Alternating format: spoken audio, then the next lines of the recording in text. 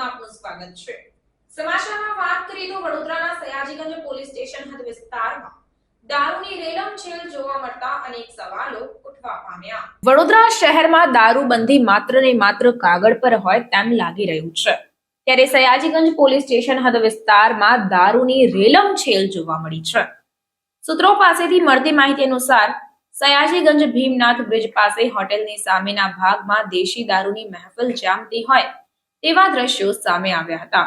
ત્યારે સયાજીગંજ પોલીસને આ સમગ્ર ઘટનાની જાણ નથી કે પછી પોલીસ અજાણ બની રહી છે તેવા અનેક સવાલો અત્યારે ઉદ્ભવી રહ્યા છે અને શા માટે રહેમ નજર કરવામાં આવી રહી છે તે જ કંઈ સમજાતું નથી।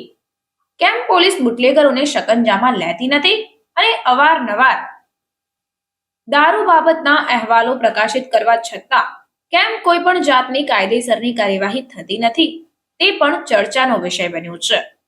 ત્યારે આ ઘટના બાબતે પોલીસ દ્વારા કેવા કાયદાકીય પગલાં લેવામાં આવે છે તે તો હવે આવનાર સમય જ બતાવશે, પરંતુ આ દ્રશ્યો સામે આવતા કહી શકાય કે દારૂબંધી વડોદરામાં માત્ર ને માત્ર કાગળ પર જ જોવા મળી રહી છે।